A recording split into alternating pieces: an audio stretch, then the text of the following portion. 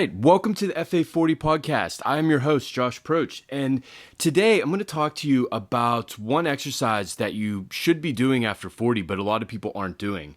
And what this exercise is it's carries. And this is something that we like to incorporate in all our workouts, get our clients doing it. We actually put it in at the end of our warm-up in there. But there's a reason in strongman contests that they always include something based around carrying or pulling a load, and really that's a test of real world functional strength, and it's really hard to do. And you'll find that when the weight is heavy enough, it brings your heart rate up. It's not just total body strength, it's also cardiovascular strength, but it grip strength. It's hitting everything. So, most of our clients that we're working with, they're not looking to ever compete in a strongman contest or anything like that. But that still doesn't mean that we shouldn't be including them in there, because the carries are something that you're going to do in your everyday life. Whether it is carrying groceries in, carrying suitcases upstairs, maybe you're doing mulch and you're shoveling. You've got to carry the shovel with the mulch just kind of out at your side, or if you're putting gravel around your flower beds, things like that. Those are all types of carries. I even like to include sled pushes and drags in with carries, because it's the same type of thing. We're just, instead of holding something, we're walking and dragging something. Again, in the fall, this could be, if you're raking leaves onto a tarp and they're wet, you've got to drag that now, back to the woods and over the hill and things like that. Maybe again, back to that mulch, you're filling up the wheelbarrow and you've got to push that wheelbarrow with it. That's like a farmer's walk and a sled push together. So a lot of our day-to-day activities, they play in there. Another thing just kind of popped in my head is if you're a golfer, just carrying your golf bag. If you're using a cart all the time, that's a little bit different. It's on there. But if you walk as you play, you've got to carry that your bag on your shoulder as you're walking, and have the endurance, because that's going to wear you down a little bit and things like that as you're playing and you're going about the 18 holes there. So, the carries come up a lot in our day-to-day life, just with different things that we do. But they also will improve our posture. They'll strengthen our hips, our shoulder, our back, our core.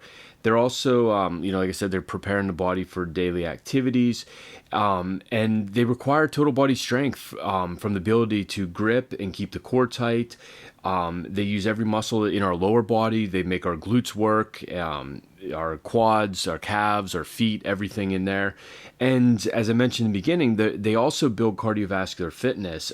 So if you've never tried a heavy farmer's walk before, give it a try. You'll notice it's a lot harder than you think.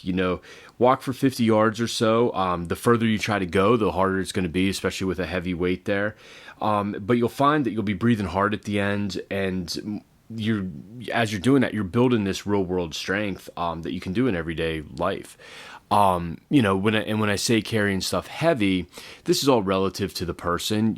Somebody might be carrying 200-pound dumbbells or 200-pound kettlebells in each hand on a farmer's carry, and another person might be carrying 15-pound dumbbells. It's relative to the client there, but what you'll find is when that weight is right, that down and back, like on our turf in the gym, our length of our gym's about 25 yards. So if you're walking down and back with that, your heart rate should be elevated. When you put that weight down, you should feel your heart rate pick up.